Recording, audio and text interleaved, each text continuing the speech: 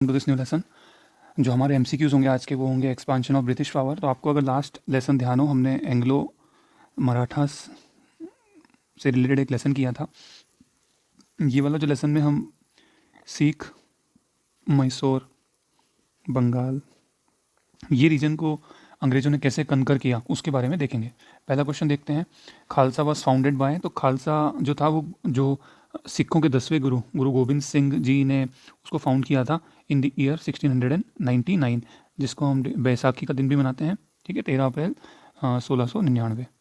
Second question है आपका कि which was the birth place of Guru Nanak. तो गुरु नानक देव जी की जो बर्थ प्लेस थी वो क्या थी आपकी? तलवंडी, जो पाकिस्तान में है। ठीक है, तो गुरु नानक जो देव जी थे उनका बर्थ हुआ था ननकाना साहिब 1469 में। ठीक है, ननकाना साहब तलवंडी पाकिस्तान में। ये सिखों के फर्स्ट गुरु थे। इन्होंने एक प्रिंसिपल दिया था, कृत करो, नाम जपो एंड वन छको। तो ये हमको ध्यान रखना है। अगला क्वेश्चन है आपका कि which governor general had entertained Ranjit Singh with great honour at Ropar. तो रंजीत सिंह जो थे वो सिख किंगडम था उसके बहुत बड़े राजा थे। और ये जो क्वेश्चन में पूछ रहे हैं तो इसका आंसर आएगा विलियम बेनेडिक्ट। तो ऐसी इनकी ट्रीटी थी सिखों और अंग्रेज़ों के बीच में। जैसे ये आपका इधर दिस इज़ इंडिया और यहाँ पे आपकी सतलज रिवर निकलती है। तो ये ऐसी ट्रीटी हुई थी कि जो ये वाला जो हिस्सा है सतलज के इस साइड का, उस पर सिख बस जो कर सकते हैं, बाकी इधर से वो सतलज पार नहीं करेंगे। इस तरह से एक ट्रीटी हुई थी। ठीक है, तो ये विलियम बेनेडिक्ट ने इनका स्वागत किया था on the banks of Sutlej river. अगला क्वेश्चन है कि which governor general is associated with doctrine of lapse. तो बहुत सरल क्वेश्चन है, लॉर्ड डलहौजी 1848 से लेके तो 56 तक।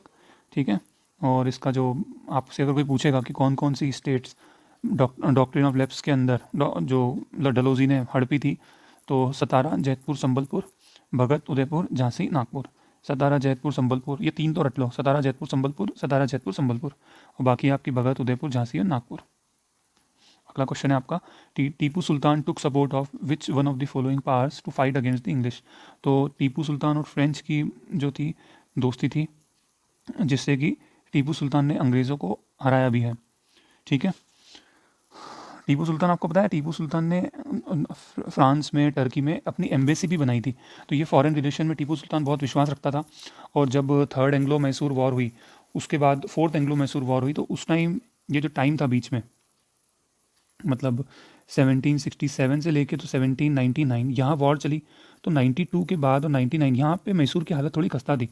तो टीपू सुल्तान ने बहुत कोशिश की, उसने अपने राजदूतों को कश्मीर भेजा, फ्रांस भी, कहाँ कहाँ नहीं भेजा कि अंग्रेज़ों को दबाने के लिए। ठीक है, ऐसा बताते हैं नेपोलियन उस टाइम इंडिया आने वाला था पर वो नहीं आ पाया किसी कारण, वरना हिस्ट्री कुछ और होती। छठा क्वेश्चन है आपका कि in which of the following year the battle of Buxar was fought. तो 1764 में बैटल ऑफ बक्सर लड़ा गया था। इसमें एक तो अंग्रेज़ थे, और अंग्रेज़ों के साथ अगेंस्ट कौन कौन था? एक तो था बंगाल का नवाब, कौन था? मीर कासिम। एक थे आपके अवध के नवाब शुजा उद्दौला, और एक थे मुगल एम्पायर शाह आलम टू।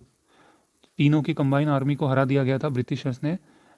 तभी पता लग गया था कि अब हराना अंग्रेज़ों को बहुत मुश्किल है, क्योंकि ये तीनों मिलके भी हरा नहीं पाए थे। अगला क्वेश्चन है which one of the following places for famous as capital of Tipu Sultan. तो श्रीरंगपट्टनम जो है वो टीपू सुल्तान की कैपिटल थी। ठीक है, कर्नाटका में है ये। अगला क्वेश्चन है Tipu Sultan died fighting the English forces under. तो ये लॉर्ड वेल्सली ने हराया था टीपू सुल्तान को। ठीक है, बाद में जब टीपू सुल्तान हार गया था, एंग्लो मैसूर वॉर हुई थी 1767 से 99 तक। ट्रीटी भी साइन हुई थी। पहली जो एंग्लो मैसूर वॉर हुई थी तो ट्रीटी ऑफ मैंगलोर साइन हुई थी। दूसरी एंग्लो मैसूर वॉर हुई तो ट्रीटी ऑफ मद्रास साइन हुई। तीसरी जब हुई तो ट्रीटी ऑफ श्रीरंगपट्टनम साइन हुई। तो आप MMS ध्यान रख सकते हो। ठीक है, फिर फोर्थ एंग्लो मैसूर वॉर में टीपू सुल्तान मारा गया था।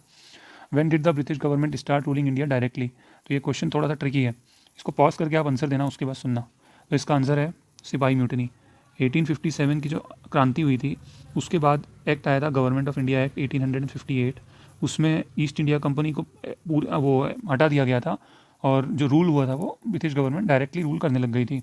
लॉर्ड कैनिंग जो था वो उस time governor general of India हुआ करता था। तो फिर जब इस एक्ट के बाद गवर्नर जनरल ऑफ इंडिया को वॉइस रॉय कह दिया गया।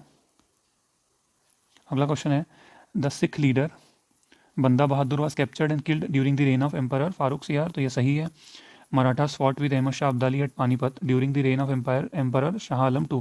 तो ये 1760 से इसका टाइम शुरू हो गया था, अराउंड 1780 तक रहा अहमद शाह आलम टू, 1761 में हुआ था थर्ड बैटल ऑफ पानीपत। तो दोनों स्टेटमेंट सही है, ठीक है।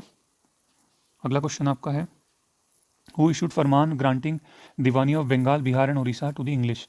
तो ये जो इसका आंसर होगा शाह आलम टू। शाह आलम टू को 26 लाख रुपए की वो दी गई थी कि आप ये बस इसमें ऐश करो और बाकी जो है हम दीवानी ऑफ बंगाल कलेक्ट करेंगे, मतलब जो टैक्स कलेक्शन होगा वो पूरे बंगाल का हम करेंगे।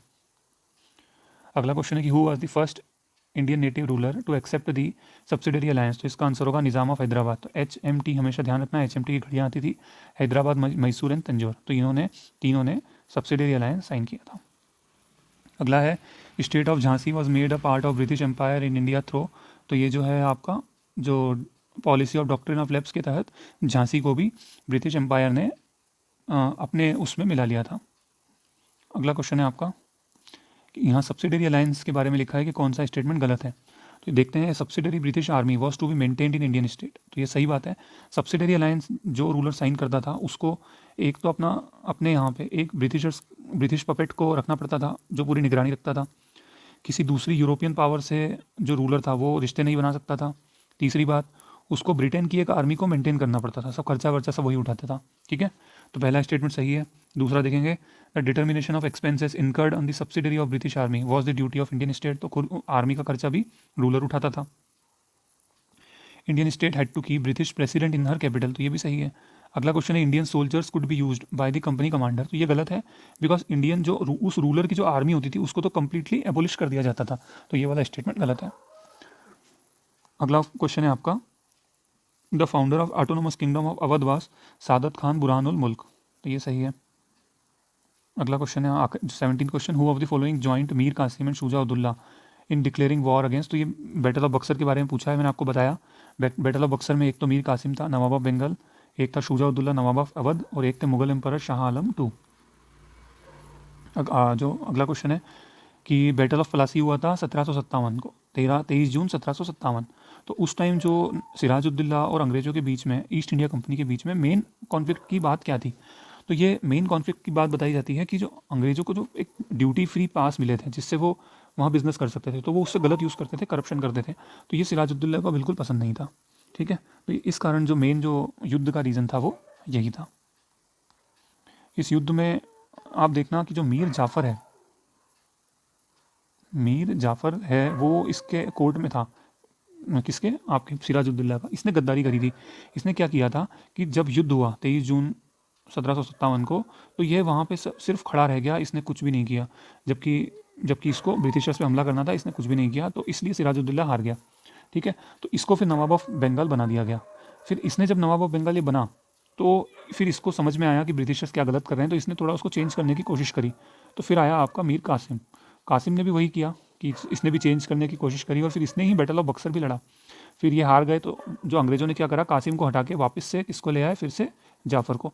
तो आप ध्यान रखना, जाफ़र कासिम जाफ़र, मतलब जाफ़र की कसम, मतलब जाफ़र पहले आ रहा है, फिर कासिम, देन अगेन जाफ़र। अगला क्वेश्चन है, the treaty of Lahore was concluded between six and English company during the tenure of Lord Ellenborough. तो ये लॉर्ड एलनबरो नहीं थे, आपके थे लॉर्ड हार्डिंग, ठीक है। ट्रीटी ऑफ लाहौर पहली एंग्लो सिख वॉर जो हुई थी 1846 में, तो उसके बाद ट्रीटी ऑफ लाहौर हुई थी, ठीक है। दिलीप सिंह थे और लॉर्ड हार्डिंग थे, दोनों ने साइन करी थी। लॉर्ड डलहौजी ने पंजाब का एनेक्सेशन किया था, बिल्कुल सही बात है, तो 2 इज़ करेक्ट। अगला है कि who among the following was the first governor general of Bengal. तो देखो, गवर्नर ऑफ बंगाल पूछेंगे तो Robert Clive, governor general of Bengal पूछेंगे तो Warren Hasting, because regulating act of 1773 आया। तो इस एक्ट के कारण जो गवर्नर ऑफ बंगाल था उसको गवर्नर जनरल ऑफ बंगाल बना दिया गया है, ओके। अगला question, by which of the following acts did the governor general of Bengal become governor general of India. तो मैंने आपको बताया रेगुलेटिंग एक्ट 1773 आया, उससे क्या था, गवर्नर ऑफ बंगाल जो था वो क्या बन गया, गवर्नर जनरल ऑफ बंगाल बन गया। फिर आया 1833 का एक्ट, तो उसने गवर्नर जनरल ऑफ बंगाल को गवर्नर जनरल ऑफ इंडिया बना दिया। फिर आया 1858 का एक्ट, उसमें वो बन गया वॉइस रॉय ऑफ इंडिया।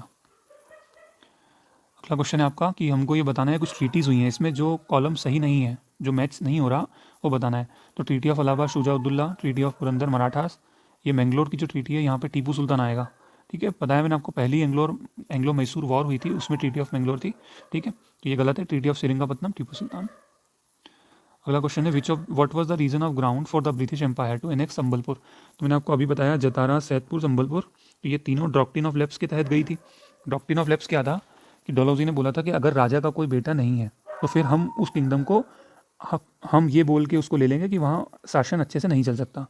अगर आप कोई बेटे को कोई अडॉप्ट करोगे किसी लड़के को अपना राजा बनाने के लिए, तो उसको हम मान्यता नहीं देंगे। तो that was doctrine of lapse, तो death of its ruler without an heir. 24th question है who among the following was not a party to the league that was defeated by British in battle of Buxar. तो battle of Buxar में कौन नहीं था? शुजा उद्दौला था, 1 second, हाँ, शुजा उद्दौला था, शाह आलम था और मीर कासिम था, मीर जाफर नहीं था। ठीक है, अगला क्वेश्चन है आपका कि which of the following Indians was appointed as deputy Diwan of Bihar. तो देखो, जब आपके बैटल ऑफ बक्सर हुआ तो दीवानी राइट्स किसको मिल गए थे? दीवानी राइट मिल गए थे अंग्रेजों को। तो अंग्रेजों ने क्या करा, दीवानी जो मिली, टैक्स कलेक्शन की पावर मिली, ये बहुत चालाक थे। इन्होंने क्या करा कि दीवानी जो राइट तो मिल गए, पर वो टैक्स कलेक्शन किससे करवाया? टैक्स कलेक्शन करवाया जो वहाँ के रूलर थे, मतलब वहाँ की जो लोकल जो काम करने वाले थे बंगाल और बिहार में, उनसे। तो इन्होंने इसलिए किया कि कॉस्ट कम हो। बाहर बहुत नॉइज़ है, रात को मैं लेसन बना रहा हूँ, ठीक है, तो उसके लिए सॉरी। तो बंगाल में इन्होंने एक इसी तरह से डिप्यूटी दीवान को नियुक्त किया, इसी तरह से बिहार में भी इन्होंने एक डिप्यूटी दीवान जिसका नाम था राजा शितब राय। तो इनकी जिम्मेदारी थी कि टैक्स कलेक्शन की, और टैक्स कलेक्ट करके ये किसको देते थे? अंग्रेजों को। तो इसीलिए बोलते हैं दीवानियत जो थी वो अंग्रेजों की थी, बट निजामत किसकी थी? वो बंगाल वालों की ही थी, और ये सिस्टम बहुत ख़राब भी था। ठीक है, ये अगला क्वेश्चन यही है कि deputy Diwan of Murshidabad, deputy diwan किसको बनाया बंगाल का? तो आपका आंसर होगा मोहम्मद रज़ा खान। 28 क्वेश्चन है कि हैदर 29 क्वेश्चन है empire Shah Alam two gave the Diwani of Bengal, Bihar and Orissa to East India Company. तो ये 12 अगस्त 1765 को साइन हुई थी ट्रीटी ऑफ इलाहाबाद, जिसमें दीवानी मिल गई थी किसकी? बंगाल, बिहार और उड़ीसा की। अगला क्वेश्चन है कि सक्सेसर ऑफ महाराजा रंजीत सिंह कौन थे? तो महाराजा रंजीत सिंह के सक्सेसर थे खड़क सिंह, उसके बाद है ननिहाल Singh, then Dilip Singh, then Sher Singh and then Dilip Singh. Ranjit Singh के बाद कौन है? खड़क सिंह। आखिरी क्वेश्चन है कि कौन से सिख गुरु को प्रिंस खुसरो को जगह देने के लिए जो जहांगीर ने उनको सजाए मौत दी थी? तो गुरु अर्जन देव थे। इन्होंने ऐसा बताते हैं कि जो जहांगीर के बेटे थे खुसरो, उनको पनाह दी थी।